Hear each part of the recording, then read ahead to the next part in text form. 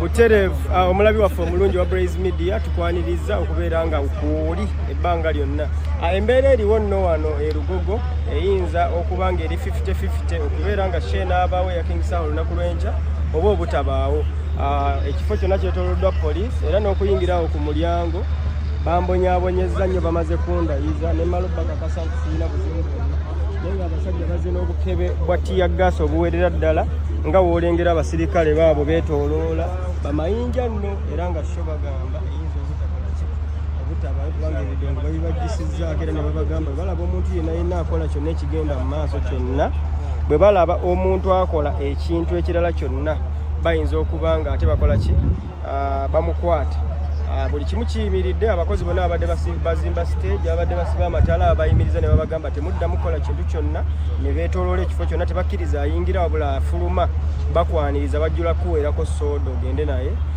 Embeera bwetyo bweri naye nga King Saha ne ttiimu etegeka konsati ye bali mu meeting ne security balabo babakkirizibwa naye nga ndooza order simanyi wagyevudde nga show ekyali ku stand still okubaawo n'obutabaawo probability is a half.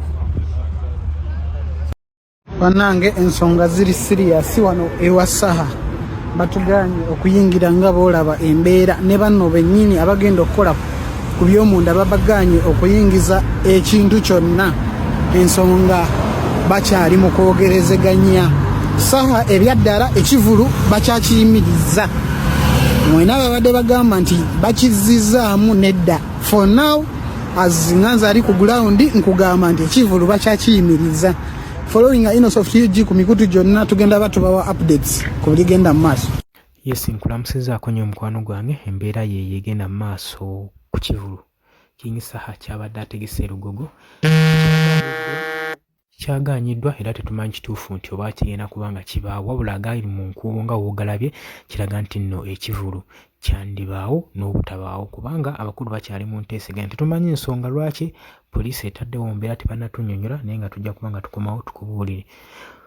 Tegeeza nti oli ku Yugi Updates TV kosinzira okuba nga otuwuliriza gwe mukwano gwange ali eyo mpuliriza gwagala otweyungako kirya wansi waliwo ekigambo subscribe kikoneko ojja kuba nga otweyungako ddala bulungi nnyo.